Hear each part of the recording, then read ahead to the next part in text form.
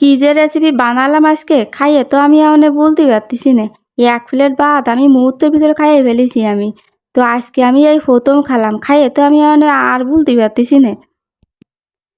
তো এই রেসিপিটা বানানোর জন্য একটা বাগুনের দরকার হবে। তো আমার ঘরে এই বাগুনটা ছিল। তা ভাবছি কি যে আজকে একটু অন্যরকম ভাবেই বানাই নি। তো বাগুনটা আমি ভালো করে ধুয়ে পরিষ্কার করে ভালো করে মুছে নিছি। নিয়ে তারপরে একটা ছুরি দিয়ে এরকম করে চিড়ে দিয়ে বেগুনের পেটের ভিতর কিন্তু আমি কাঁচা জাল ঢুকিয়ে দিচ্ছি এভাবে। তো সাইডে সাইড দিয়ে ভালো করে চিড়ে নিয়ে এরম কাঁচা জাল ঢুকিয়ে দিতে হবে আগে। তো এই রেসিপিটা কিন্তু আমি মোবাইলে অনেক আপাকে করতে দেখেছি, কিন্তু আমি কোনোদিনও এইভাবে খাইনি। তবে ওরা যেভাবে বানায় আমি কিন্তু আজকে অন্যভাবে একটু বানায় খাবো। তো বাগুনডারে ভালো করে আমি একটু তেল মালিশ করে নেব। একটু বেশি করে একটু সরষের তেল মালিশ করে নিতে হবে খুব সুন্দর করে। তো দেখতেই পাচ্ছেন আমি কত সুন্দর করে আমি তেল মালিশ করে নিচ্ছি। আর এই যে এই রসুনেও কিন্তু আমি তেল মালিশ করে নিচ্ছি। তো রসুনেও ভালো করে তেল মালিশ করে নিতে হবে। আর এই যে একটু পাতলা খোসাগুলো কিন্তু আমি একটু ছাড়াই নিচ্ছি। এভাবে খোসাগুলো ছাড়াই নিতে হবে, তাহলে কিন্তু একটু ভালো হবে। আর এনে আমি একটা মাছের পিস নিয়ে নিছি। মাছের পিস বলতে এই যে লেজা নিয়ে নিছি লেজা। তো এই মাছের যেকোনো মাছ নেওয়া যাবে কিন্তু। তো আমি রুই মাছের লেজা ছিল, তাই আমি নিয়ে নিছি ১ পিস। তো এই জায়গায় যদি যেকোনো মাছ দিয়ে কিন্তু এটা করা যাবে। কোনো সমস্যা নেই। তা আমি মাছে ভালো করে একটু লবণ আর একটু হলদি আর একটু সরষের তেল দিয়ে মাখায় নিছি। এনে আমি চলে যাব চুলোর কাছে। তাই যে চুলোর কাছে এসে আমি আরেকটা বিপদে পড়ে গেছি। দেখেন দিন আমার এই যে স্ট্যান্ডটা কিন্তু চুলায় খাটতিছে না। তা এনে আমি কি এরে পুড়ায় দেব? তো যতই না খাটুক আমি আজকে বাগুন পুড়ায় তারপরে ছাড়বো। আজকে আমি কোনো কড়াই ব্যবহার করব না। এই রেসিপিতে কোনো কড়াইয়ের কোনো দরকার হবে না। এমনি, এমনি হয়ে যাবে।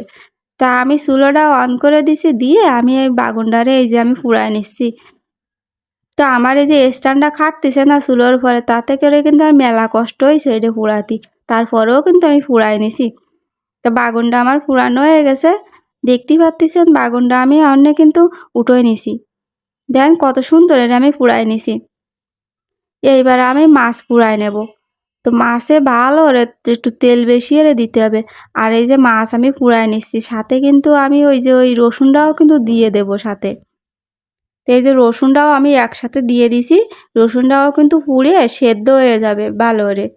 আর এই মাছ কিন্তু ভালো করে পোড়াইতে হবে, তা নাহলে কিন্তু খাতে ভালো লাগবে না। কাঁচা থাকলে কিন্তু খাওয়া যাবে না নে। এইজন্যই ভালো করে পুড়ায় নিতে হবে। পুড়ানোর ঠেলায় কিন্তু এটা কিন্তু ভালো করে ভাজা, ভাজা হয়ে যাবে। তো দেখতেই পাচ্ছেন কত সুন্দর করে এবারে ভাজা, ভাজা বানায় ফেলাইছি পুড়াইয়ে। এনে এই যে মাছ, বাগুন আর এই যে রসুন উঠায় নিছি। নিয়ে এনে বাগুনটা ভালো করে আমি ছাইলে নেব। খোসা ভালো করে ছাইলে নিতে হবে। খোসা একদম পুড়িয়ে ছাই হয়ে গেছে। তো এই ছাই তো আর খাওয়া যাবে না, তাই আমি উপর দিয়ে খোসা এই যে ছাইলে নিছি। ছাইলে এই যে বাগুনটারে উঠায় নিছি। আর এনে আমি ওই রসুনের কোয়াতে রসুনগুলো একটু বাইরে হয়ে নেব। তো রসুনের কোয়া কিন্তু ভালো করে গলে গেছে, এই যে দেখতেই পাচ্ছেন। তার সবগুলো রসুনের কোয়া আমি বাইরে হয়ে নিচ্ছি। আর রান্নায় এই যে মাছ বাইছে নেব। তো মাছে কিন্তু এই লেজার মাছে কিন্তু মেলা কাটা থাকে। তা মাছগুলো একটু ভালো করে বাছতে হবে। তা আমি খুব ভালো করে মাছ এই যে বাইছে নিছি। আর আমি মাছও কিন্তু ওই আলাদা পাত্রে আমি এই যে উঠোয় নেব অন্নে। এই যে আমি উঠোয় নিচ্ছি। নিয়ে আনে এগুলো ভালো করে মাখা নিতে হবে। আমি লবণ দিয়ে দিলাম। আর এর ভিতরে কিন্তু সরষের তেল দিয়ে দিতে হবে। সরষের তেল দিয়ে কিন্তু মাখাতে হবে। আর এর ভিতর যদি শূন্য জাল বাইজে দেওয়া হতো তাহলে কিন্তু আরেকটু ঘিরান লাগতো। তা আমি শূন্য জাল দেব না। আমি এই কাঁচা জাল যা বেগুনের পেটের ভিতর দিলাম ওই দিয়ে মাখায় নেব। তাই যে পুড়া, পুড়া যে একটা ঘিরান না, এতে কিন্তু ভারী ভালো লাগে খাতি। গরম, গরম ভাতের সাথে খাতি কিন্তু ভালো লাগে। তো ঠান্ডা ভাতের সাথে খালে কিন্তু ভালো লাগবে না। খাতে হবে কিন্তু গরম ভাতের সাথে। আর এই যে সরষের তেল দিয়ে দিচ্ছি। আর এর ভিতর যদি একটু ধনিয়া পাতা দেওয়া হয় তাহলে তো খাতি তো আরো বেশি ভালো লাগে। তা আমার মায়েরা একদম ধনিয়া পাতা খাতি চায় না। এইজন্য আর দিলাম না। তো এই যে আমার কিন্তু মাখানো কিন্তু হয়ে গেছে।